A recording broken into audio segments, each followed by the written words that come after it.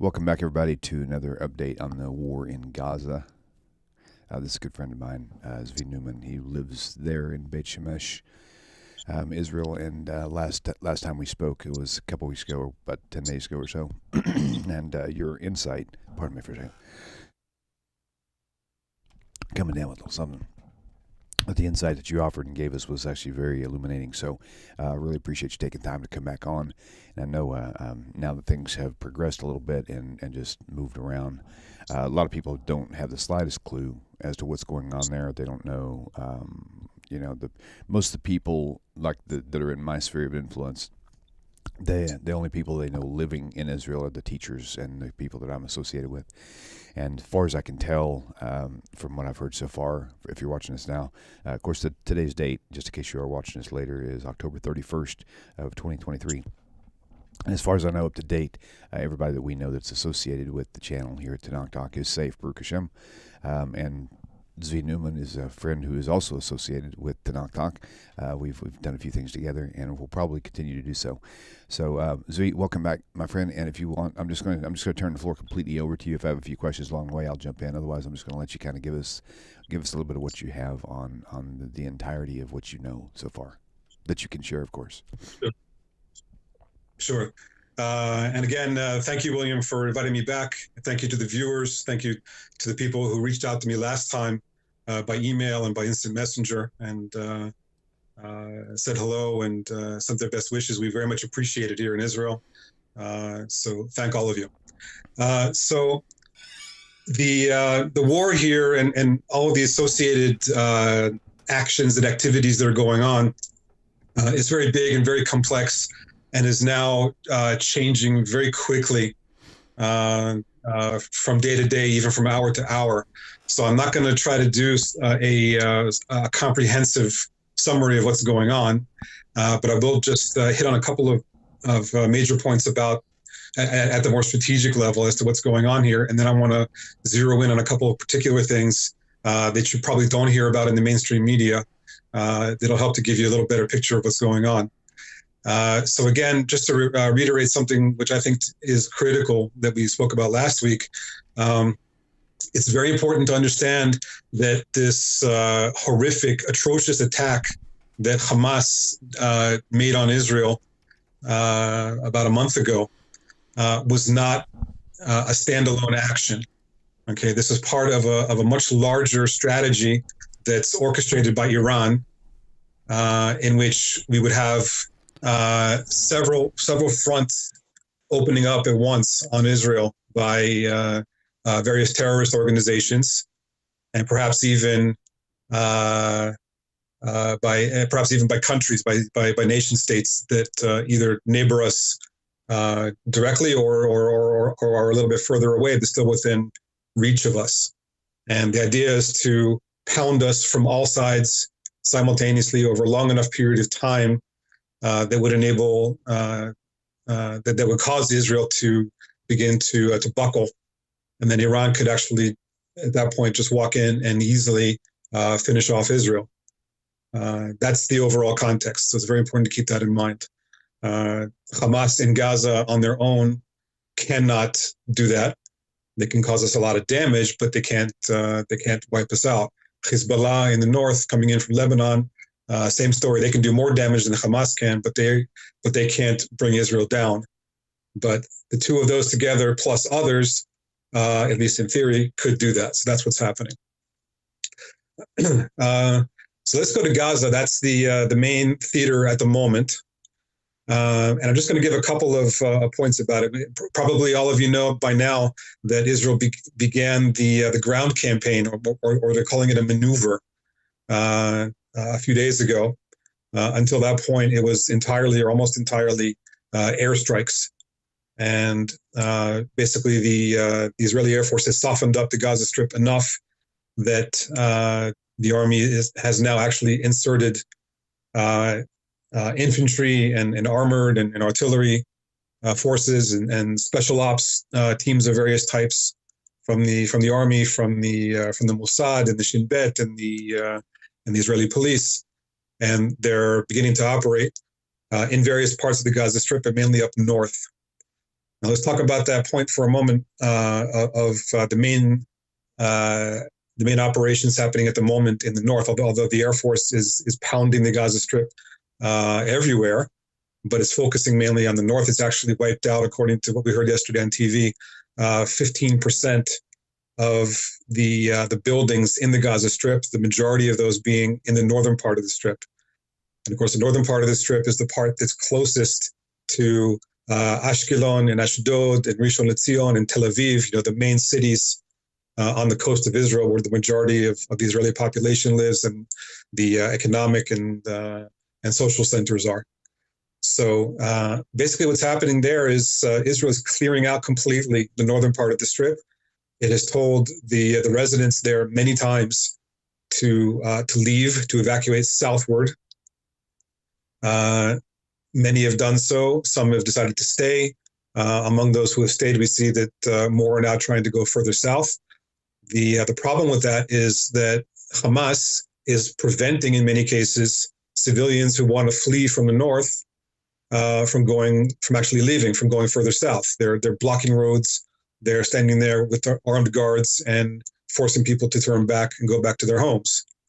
So this is yet another instance of Hamas using human shields, and they don't care, it seems, whether it's their own people, their own population that they're actually governing and supposed to be fighting for, or whether it's us, the Israelis, or for that matter, anybody else around the world. Their whole point is to basically to put all of humanity down under their own boot heel. And we see very clearly that's what they're doing right now with people who are really in desperate straits. So now that much of the northern part of the Gaza Strip has been cleared, we have the majority, apparently, from what we understand, the majority of the ground forces that have gone in to date are there in the northern part of the Strip. They have begun to clash with Hamas in the tunnels. Remember we talked about the very extensive network of underground concrete tunnels that are centered under the city of Gaza, Gaza City, which is the main population center within the Gaza Strip. It's in the northern part of the Strip, but it extends throughout the Strip, and it has extended in the past into Israel to be used as attack tunnels into Egypt. Whether or not they have any tunnels that are open now into Israel or Egypt, we, the general population, don't know. Hopefully, the army knows whether or not they do, because if they do, they can use them, of course, to attack us, just as they did via the fence and by hang gliders about a month ago. So there's a lot of tunnel warfare going on already. That's where the main Hamas leadership is holed up. A whole lot of their terrorist fighting forces and key operatives of various types. That's where a lot of their munitions are.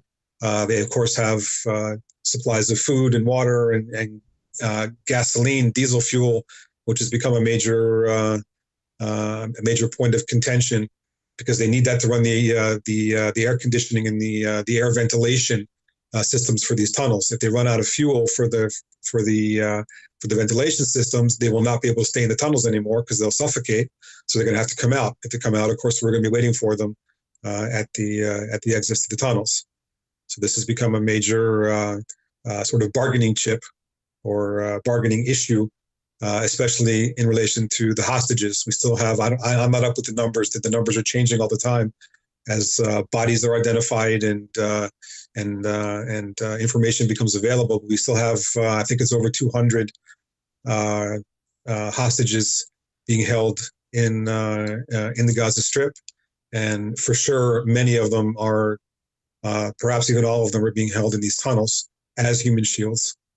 So all this becomes very, very complicated. And of course, tunnel warfare is one of the most difficult kinds of warfare in existence, because you have a very clear advantage to those who are already in the tunnels. They can take up positions behind cover that you can't see if you're trying to attack the tunnels. They can set up all kinds of booby traps, and you may have no way of knowing beforehand where these bombs and other means are located within the tunnels. You might not know the actual layout of the tunnels. There might be more tunnels that have been dug than you know about.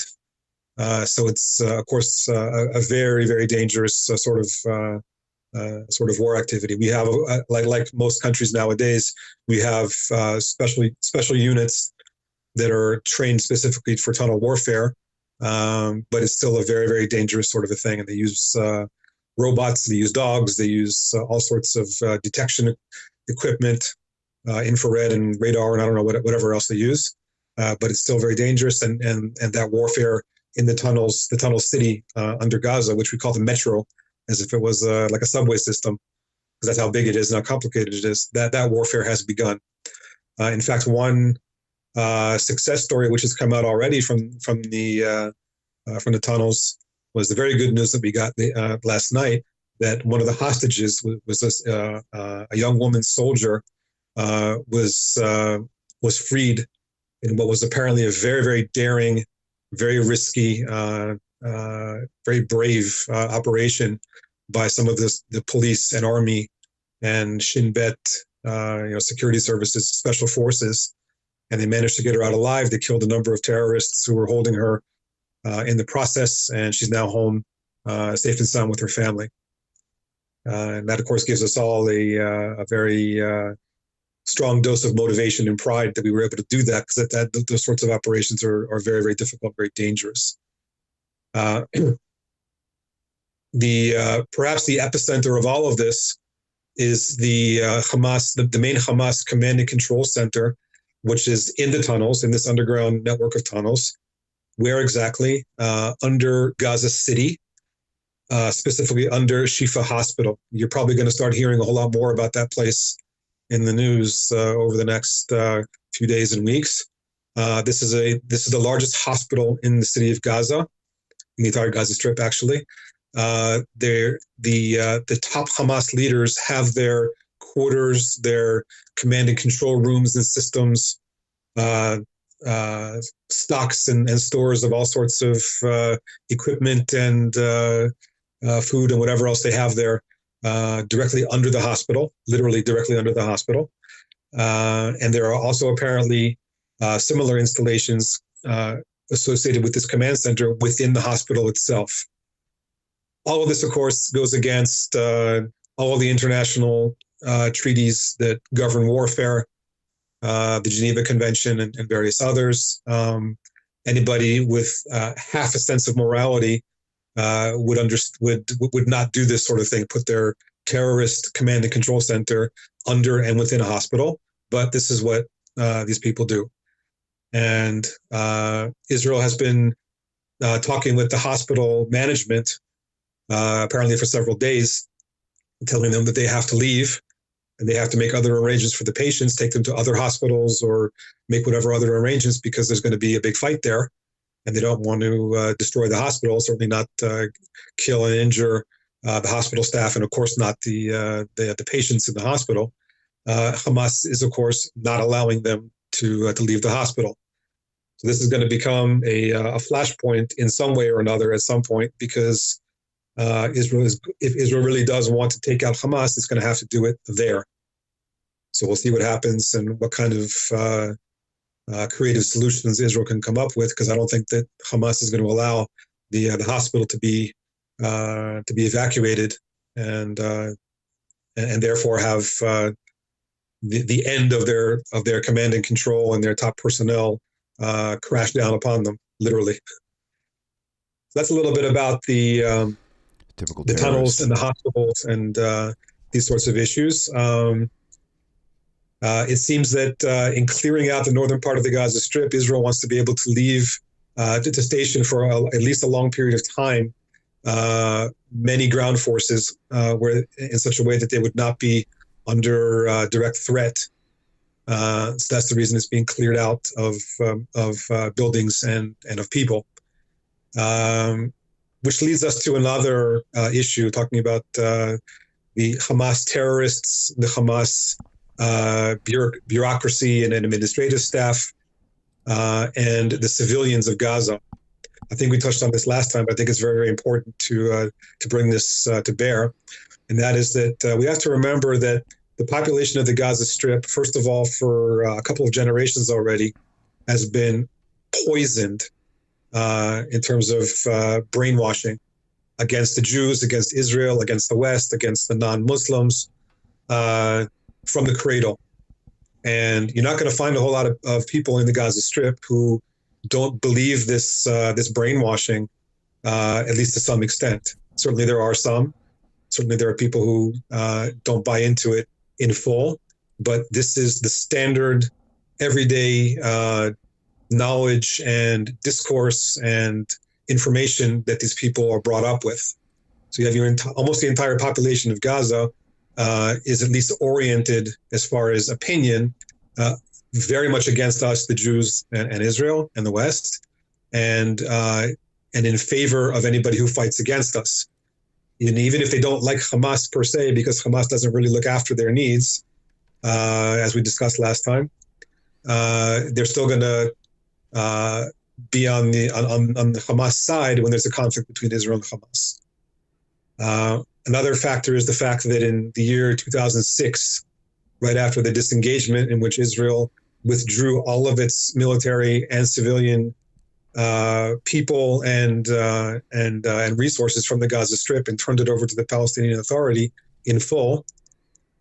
In 2006, there was an election, local elections in the Gaza Strip, supervised by the UN, and by a very, very decisive majority, Hamas was elected into power in the Gaza Strip, popular vote.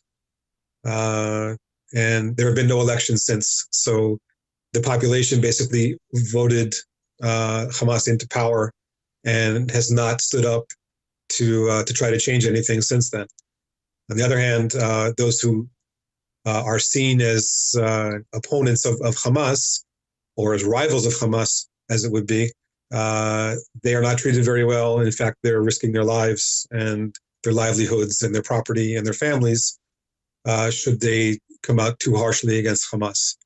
And what this really means is that the actual opposition that has some kind of traction in the Gaza Strip is not the Palestinian Authority, the PLO, Fatah.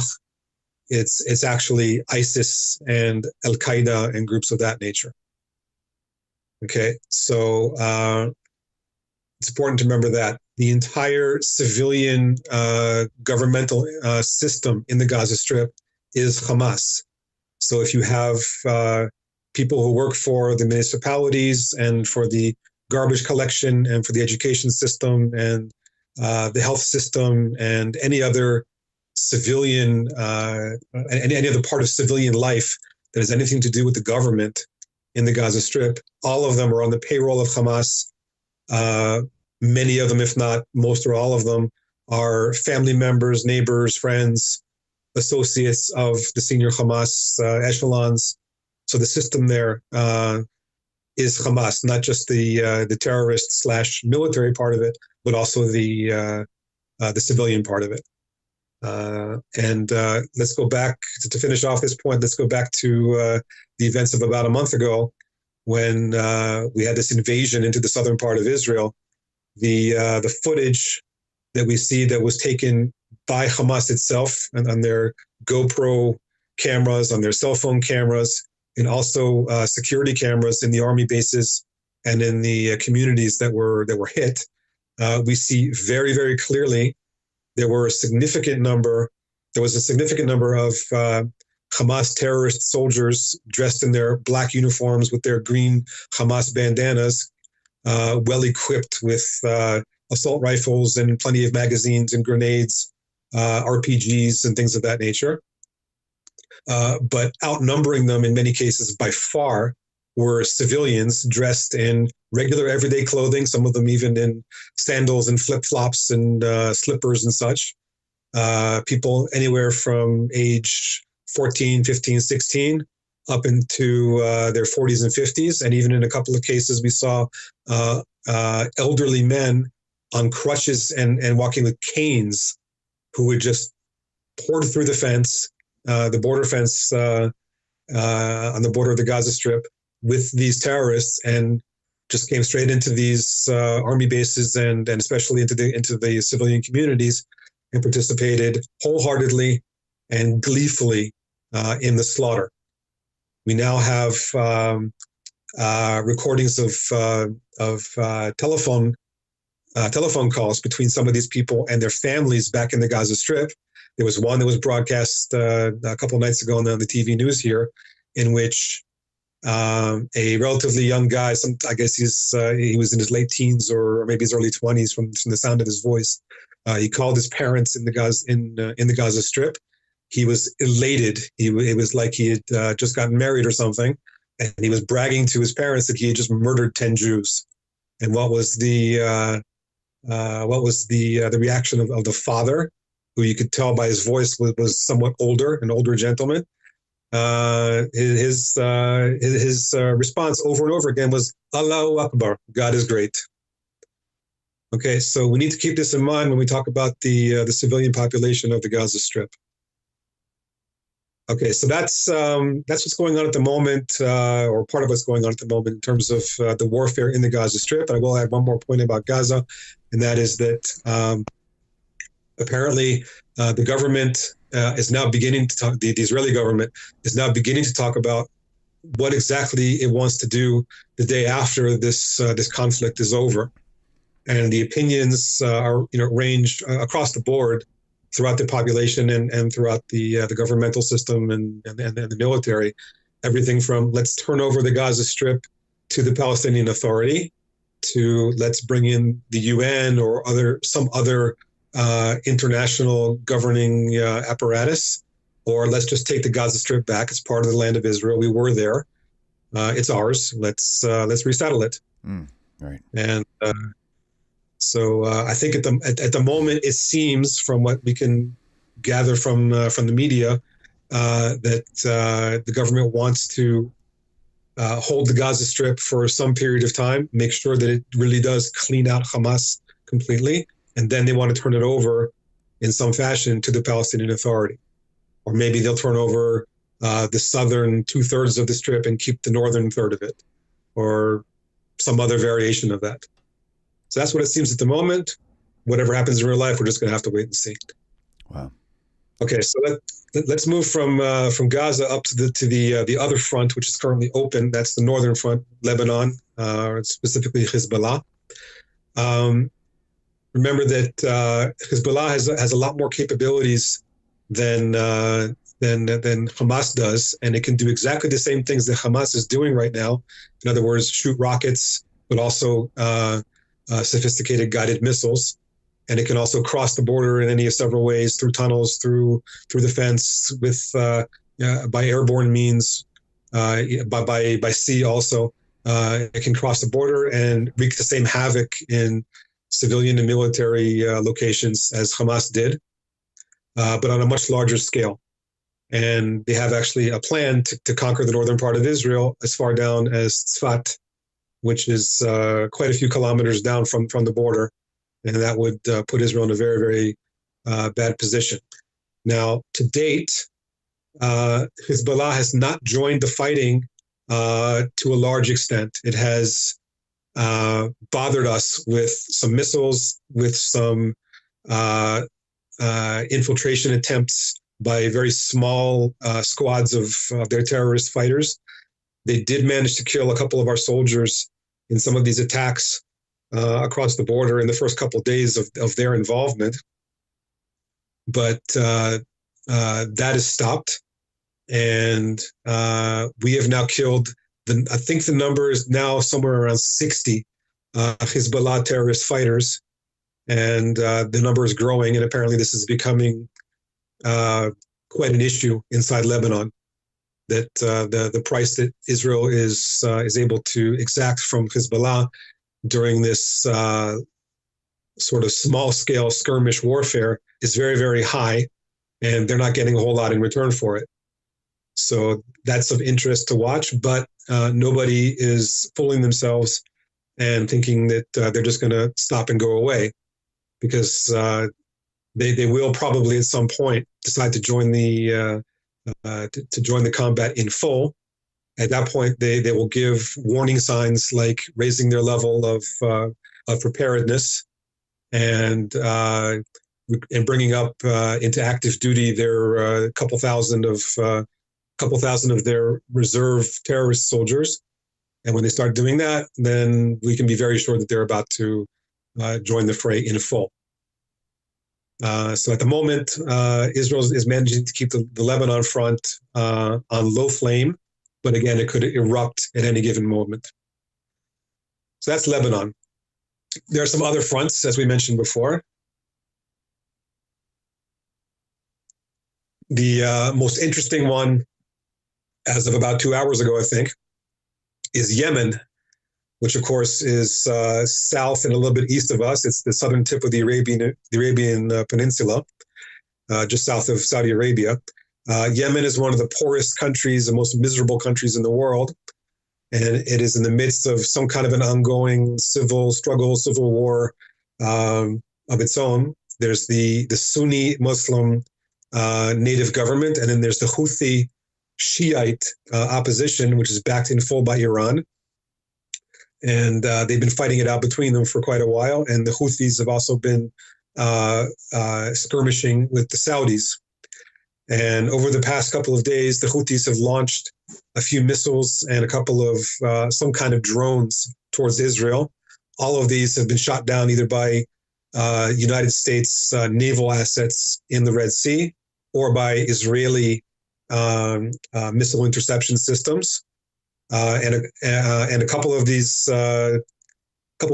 projectiles and objects have actually landed on the Egyptian side of the border, just to the west of us, and caused some damage and some injuries there.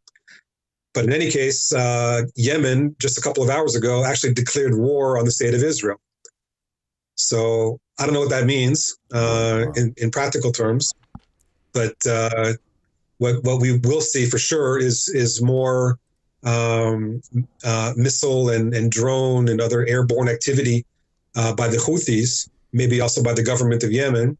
And I don't know what kind of naval or seaborne capabilities they have, but certainly the Iranians have a very good navy and a very large merchant marine and civilian/military maritime industry, and they could certainly pick up supplies and weapons and soldiers and strike forces and whatever from Yemen and transport them to wherever they want, where they can, including places that are close to the border with Israel, whether in the north or in maybe even in the east, and they could join the attack from there. So we'll have to see what this actually means.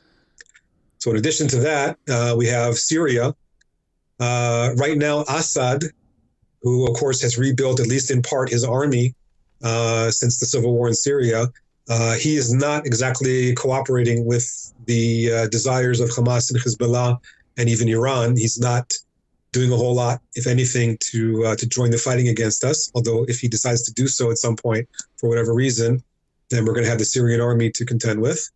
What is happening in Syria is that a number of Islamist and maybe even a few that are not Islamist terrorist militias are launching a few missiles at us here and there from Syrian territory and are increasing their forces and their readiness and their training and possibly trying some infiltrations. I don't think I've heard of any of those, but it's only a matter of time. And all this is with, of course, the encouragement, maybe even full directives of the Iranians. So the Syrian front, which consists of, again, the Syrian army, these militias, and also Iran, when it wants to show up there with its forces, that could activate in a much more significant way at any given moment. So moving from there to inside our borders, we have Judea and Samaria, Yehuda v'Shomron, often mistakenly known as, or incorrectly known as, the West Bank. The Palestinian Authority, for the time being, is not joining against us in any active way. Hamas is very powerful in Judea, Samaria, and it serves as the opposition to the Palestinian Authority. So there's a tension there between these two forces. Excuse me just for 1 second. Sorry about this. No problem. Take your time. Good to thank you guys for tuning in. Oh, a lot more going on than I thought. Okay. Yeah, sorry about that, You're little fine. interruption. You're fine. So anyway, so what we have going on in Judea Samaria is a very well-founded fear that we're going to get a terrorist and civilian uprising against of course, the Israeli army and police who are there, but also against the Jewish communities, known popularly incorrectly as settlements. And this, of course, is always a possibility, but it could happen on a large scale throughout that territory at any given moment. And we do have more than usual military and police deployment there to try to prevent this. But a major problem that we have there, I know this from talking to people I know who live there, is that a lot of the people who are part of who are leaders and or members of the local civil guard units that are armed and equipped are in reserve duty in the army right now. And this means that a lot of these places are not anywhere near as well protected as they should be. And this could very, very easily turn into a very, very big problem should the Arabs living close to them decide to try to just go in large numbers and take over any of these communities. So this is another issue which the country is trying to address at several levels. But anyway, that theater, Judea Samaria, could erupt at any given moment. The army is actually working now in a couple of in a number of places in Judea Samaria in the inside the Palestinian Authority. A couple of the cities that are relatively close to Tel Aviv in the western part of it. Also, the city of Hebron, which of course is one of the most, if not the most, tense and powder keg type locales in the world at any given time. It's full of Hamas sympathizers, and the army has gone there and in Jenin and in other places over the past few days and arrested. I think the number it might now be as high as 1,000 members of Hamas. Their political wing, their military or terrorist wing, and apparently in Hebron, they just dropped leaflets all over the Arab side of the city, warning the population there that they need to either surrender their weapons and give themselves up, those who have them, those who are involved in terrorism, or quote, they will open the gates of hell upon themselves. And this is the Israeli army talking to them in this sort of language that they use themselves and that they will understand. So we'll see what happens in that theater as well. And then the last theater I want to talk about is inside the actual state of Israel. That theater is Arab Israelis. And nobody knows for sure how many, but I think it's reasonable to say that somewhere between 60 and 80% of the Muslim Arab Israelis identify with the ideology for sure, and quite possibly also the organization itself, known as Hamas. And this is nothing new. The mosques there, many of the mosques, not all of them, many of the mosques there in the cities and towns that are entirely Israeli Arab, and also the mixed cities where you have Jews and Arabs living together. For example, Jerusalem, Jaffa, which is of course basically a part of Tel Aviv, Lod and Ramle, which are close to to Ben Gurion Airport, Haifa, and a few others. A lot of the preaching going on there is the same Islamist poison that Hamas preaches, and that the Muslim Brotherhood preaches, and that Iran preaches. And this has been going on for many, many years. And we know that they have legit and also homemade weapons in large numbers. And there have been a couple of incidents in the past, including over the past couple of years, in which there were the beginnings of large riots and very, very serious attacks by some Israeli Arabs on Israeli Jews, right smack in the middle of the fully recognized, full-fledged state of Israel. This is not even in the territories that are under dispute. So that front could erupt also at any given moment. That will lead us to the home front. But actually, I missed the point here. Sorry. Before we go to the home front, let me back up just Sure. a half step here to Judea, Samaria, Yehuda v'Shomron, the West Bank. I saw a little item today in the news. I actually wrote down what this person said. There is a young woman named Ahad Tamimi. She is a Palestinian Arab woman from right near Ramallah, which is the capital of the Palestinian Authority. It's a large city just a little bit north of Jerusalem. She's from right near there. She's from a very prestigious family, and she's very charismatic and very bold and very photogenic. And she was used for many years when she was younger by the Palestinian Authority and the various militias and movements and so on there, sort of as a provocateur and as a poster girl, as it would be, as a media star for their cause. They would have her go and confront Israeli soldiers and curse them and spit at them and start hitting them and causing a major ruckus right in front of the TV cameras, trying to elicit violent responses from the soldiers, which would then, of course, will be broadcast all over the world, and Israel will be seen as an abuser of supposedly innocent children. And she was actually in the media quite a bit a few years ago, and then she kind of, as far as I've seen, she kind of disappeared for a while. But today she said in some media outlet or another the following, and she said this. She was addressing the quote unquote settlers, the Jews who live in Judea and Samaria, the biblical heartland. She said, "We will behead you, we will drink your blood, and we will eat your skulls." Okay, so as far as I know, she's actually not affiliated with Hamas or any of the Islamist movements. I think she's actually identified with the Palestinian Authority's main party, which is the PLO, Fatah, Yasser Arafat's party. And this is what she said today very clearly, and that speaks for itself. So let's move now to the home front.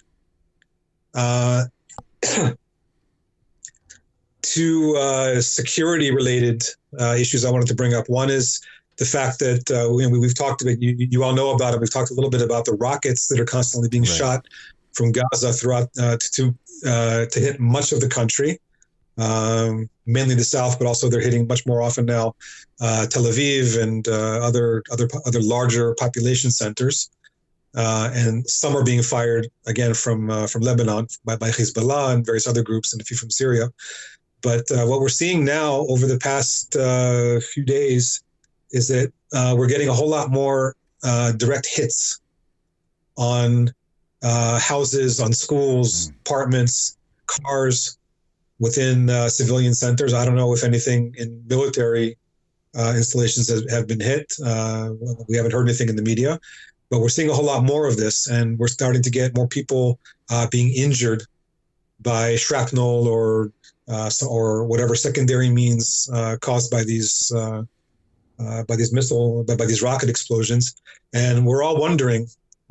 Yes, we know that the Iron Dome is not perfect; it can be overstrained in various ways. But this is happening more and more often, and we don't know why. So something to keep our eyes on as this situation develops.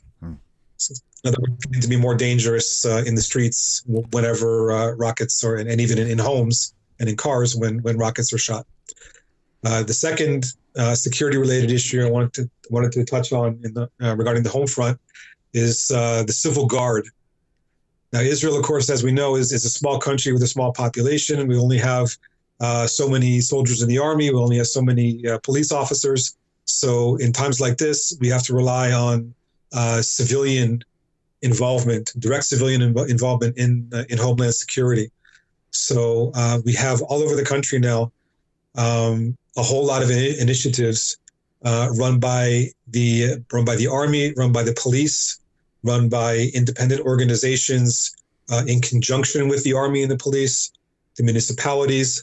Basically, what's happening is that people who are not mobilized into the army or police and are able to do it are now joining in significant numbers in each locale. Local rapid response teams. Those are teams that are fully trained to respond the moment there's a terrorist incident. And they're very well equipped, and basically they're basically almost as good as fully trained SWAT teams, or at least that's the goal, because that's what they have to do. You know that in the case of in many cases in the South a month ago when Hamas infiltrated, a whole lot they had a whole lot less success in places where there was actually a rapid response team that was well equipped and well armed, that caught on to what was going on and was able to deploy early enough to keep the terrorists from either getting into the communities at all or from getting beyond a certain point and getting to more houses and therefore to more murder opportunities. So the civil guard is definitely well proven. And we're in the process now of setting up these sorts of groups all over the country, according to priority levels. So your overall feel of what's going on right now, do you feel like Israel has got its hands on it firmly now, whereas before it was just a shock to everything and was catching everybody by surprise? Do you feel like they've got their feet firmly planted and ready to just move forward? We're definitely a lot better off now than we were.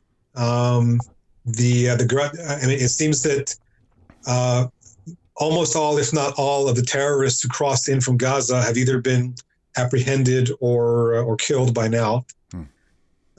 So relative security in that sense has been restored. There have not been any successful infiltrations from Lebanon, and there have been a small number of attempted terror incidents in Jerusalem and a couple of other places at the level of terrorists with guns or knives trying to commit murder.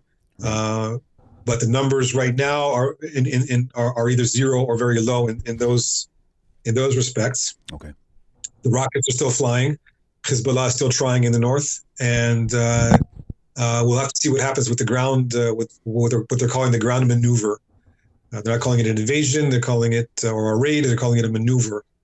And the two difficulties there. Number one, just like any other ground maneuver in a heavily populated area, which is heavily infested with terrorists, even if you clean out the area very thoroughly with airstrikes and artillery and various other means before actually sending in your forces, you're still going to have losses. We know that today was announced that 2 infantry soldiers were killed sometime over the last day or two.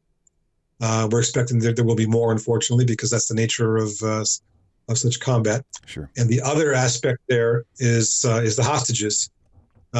Israel is going to try, as we've already succeeded in one case, to free as many of the hostages as possible. That takes incredible intelligence resources. It takes a huge amount of planning and training and operations in order to do it. And there are an awful lot of hostages. Some of them we know are alive, some of them we know are dead, some we have no clue. We're getting a lot of information, apparently, good intel from a lot of the Hamas members who were capturing and interrogating. And in fact, they've publicized some of the interrogations on video, so you can hear these people actually confirming that yes, there is a command center under the hospital in Gaza. Yes, wow. There are hostages being held in certain places. Yes, we were given directives to kill as many people as we could and bring as many hostages as we could, according to certain age and other profile information. We were told that we could have our way completely with the young women. We could rape them and then do whatever we want to with them. We have there's probably about 10 or 15 of these these interrogation videos out there for anybody to see. So anyway, so a big part of what they're doing is getting up to date, sort of hot information about the Hamas leadership and also the hostages whenever possible. So that all these aspects are going to complicate, or are complicating for sure, the ground maneuver. And Iran, Hezbollah, and various others said that once Israel starts a full-scale ground operation in the Gaza Strip, they're going to join the fight. So what exactly is the line between, where exactly is the line between a limited maneuver and a full-scale invasion or some other type of operation? I don't know. They'll have to decide that, but we're going to have to cross that line at some point. I mean, there's no other way around it. So that's where that stands. So right now, overall, we're okay as a country, but at any moment, any one thing or 5 things or 30 things could go wrong and surprise us and put us in a much more serious situation. So, and of course, likewise for on the other foot as well. I mean, it's we are not unknown for our miracles, that's for sure.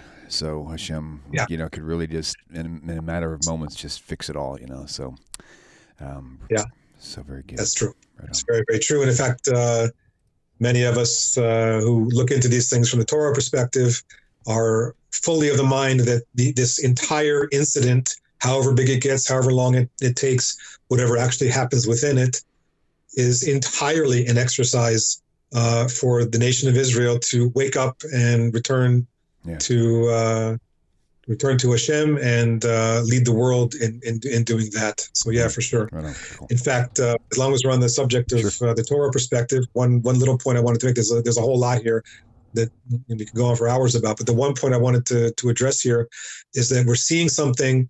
Remember that just before this happened, we had a brief break from everyday life during the high holidays, Rosh Hashanah, Yom Kippur, Sukkot. And right before that, we had close to a year, I think it was, of incredibly tense times in the country. The population became very, very polarized over the judicial reform. And we were, people were at each other's throats, and it could have gotten, I don't know if it would have gone as far as the Civil War. I think that's a little bit exaggerated, but things were very, very bad, and it could have gotten violent and done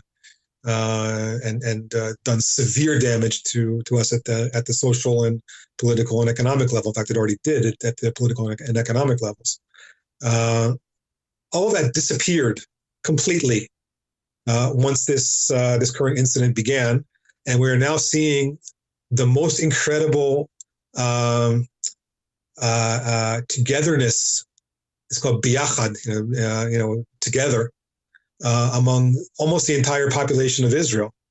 And we're seeing the ultra-Orthodox Haredim, who are, at least in theory, against the idea of there being a secular state of Israel, together with the most secular anti-religious, working together, serving together in the army or in the police, volunteering together, to help the soldiers, putting together care packages and helping them with logistics and just showing a general sense of solidarity. And everybody's using words like nitzachon, victory.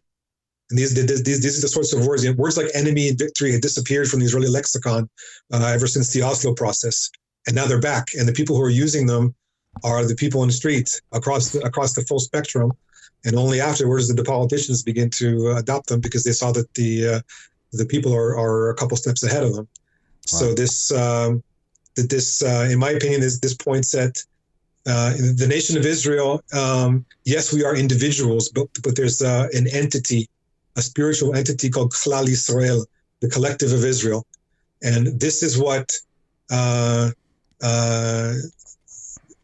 The covenant between Hashem and Israel is with Klal Yisrael, the collective of Israel.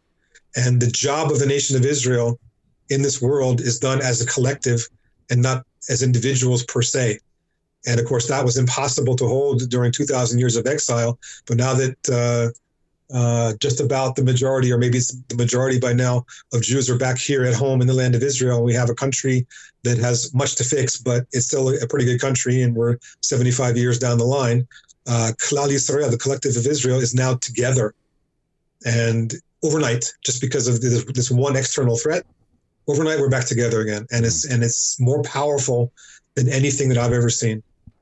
And with Hashem's help, this is going to be what leads us, the people, and the political echelons, the military echelons, and for that matter, the entire world in the right direction.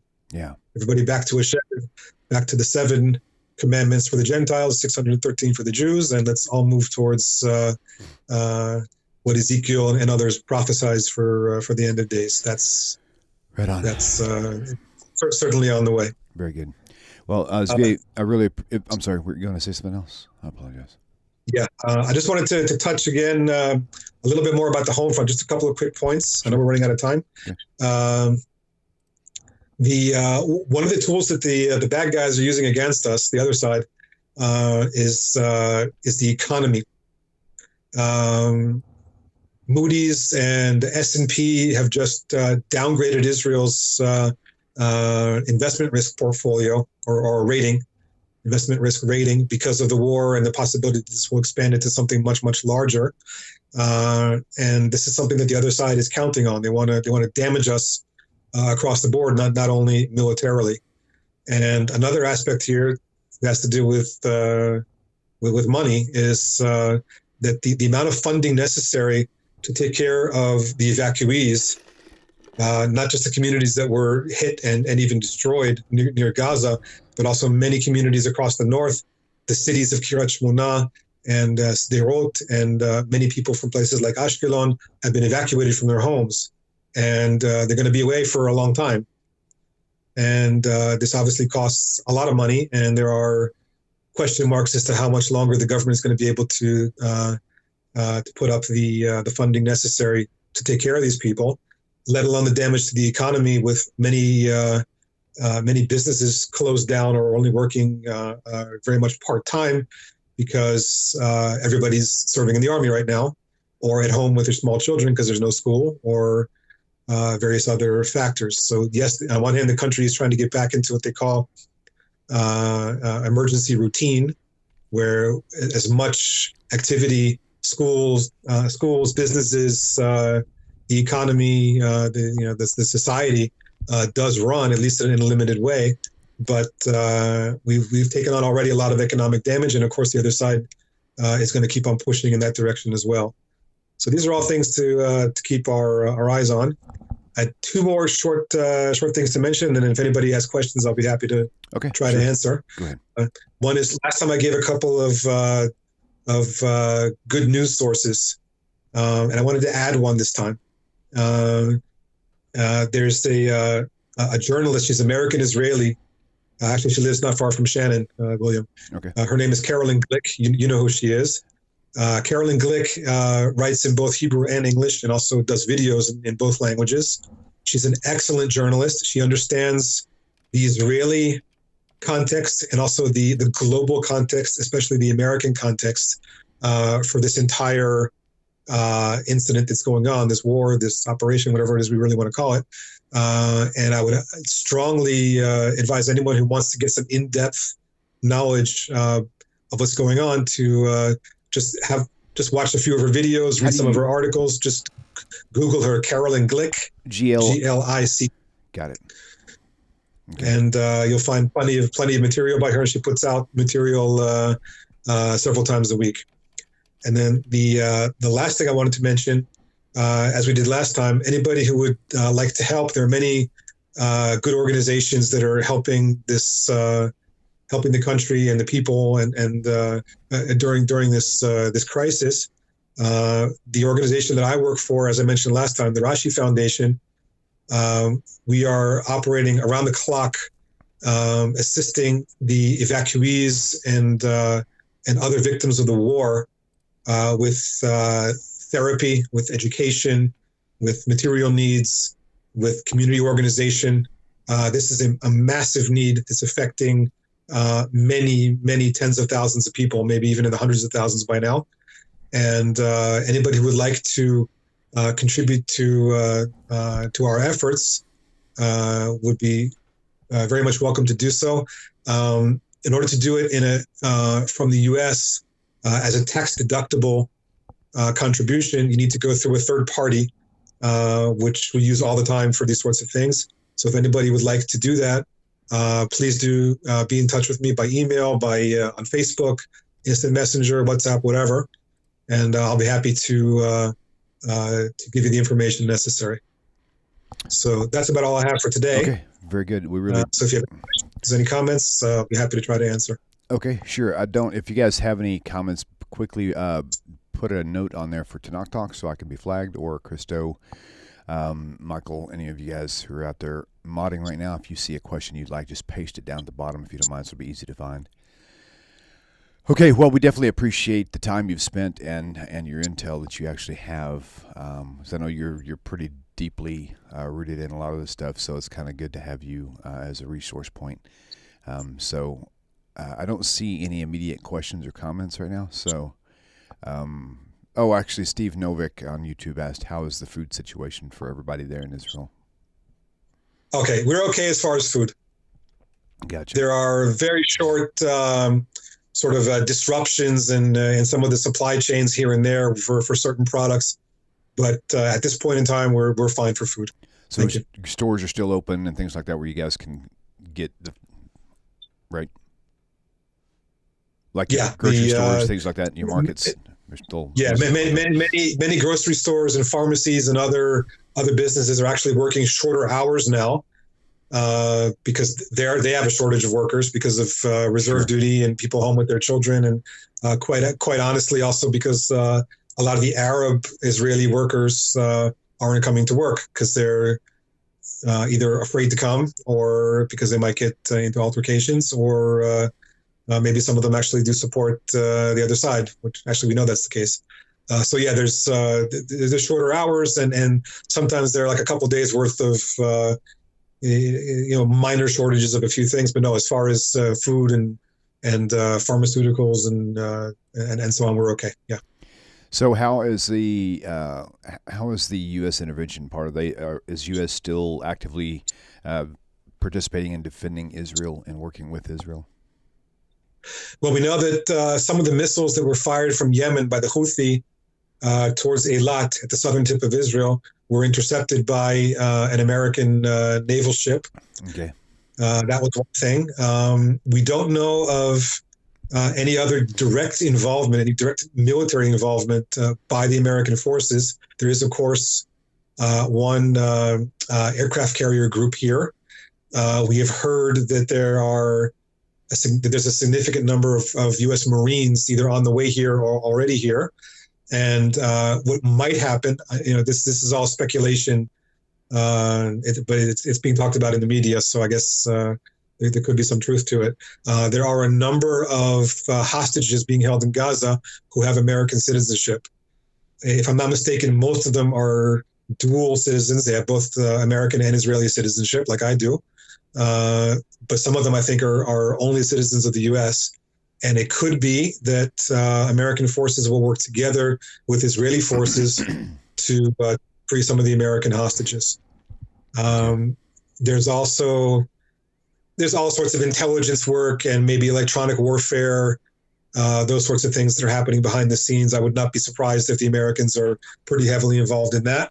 And there are all sorts of scenarios that could involve direct American military involvement, especially if additional fronts open up, like Hezbollah in the north and maybe other ones as well. Okay. We also know that some of the American military bases in Iraq have been struck by various missiles and drones and so on. And I read, I think yesterday, that at least in one case, the American forces there have begun to strike back at those who are doing it. So the Americans and for that matter, the British and anybody else who has forces anywhere in this region or near it could end up getting drawn into some sort of conflict, some level of fighting at any given time. Okay. Very good. There's an on the WhatsApp cell phone app. There's I guess it's something that's public. Anybody can actually have access to. It's JBN, to Jewish Breaking News, where they have kind of give you not minute by minute necessarily, but a lot of updates on the war that's going on as it's happening. So if you guys have WhatsApp, just look for JBN for Jewish Breaking News, and you'll be able to catch some more updates as well. So. Okay, my friend, Zvi, I really appreciate your time once again, and I will get with you again soon, and we'll catch another update from you maybe in a week or so. Meanwhile, you guys be sure to keep prayers for Israel, and don't forget the 2 links that I shared for if you want to show your support for Israel. Now's the time. Both those were, one was the Israeli.org, and the other one was Unity Warriors with Shannon Newson as part of, and you guys are pretty close friends to you and Shannon, yes? Yes. Yeah. Yeah, that's what's awesome. Good deal. And Shannon, just in case you guys are wondering, from Beinenu, she's one who organizes a lot of Rabbi Singers events. So, very good. Okay, my friend, thank you for coming on, and I look forward to talking to you again soon. And you guys, shalom, everybody. Peace. Shalom, my dear friends. Hope this message finds you well. If you like the way this channel is going, and the channel has been a blessing to you, please consider supporting the channel by going to the website, TaNachTalk.com. TaNachTalk.com. Thank you once again for your time and for supporting TaNaCh Talk. Shalom.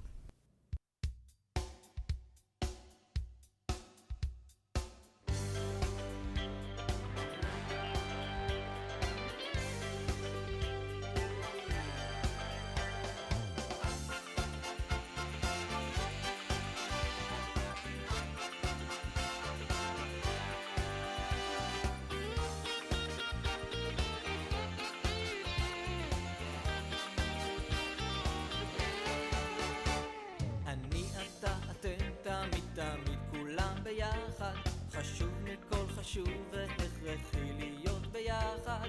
איפוק זו העוצמה, ויתור זו הגדולה, השאיפה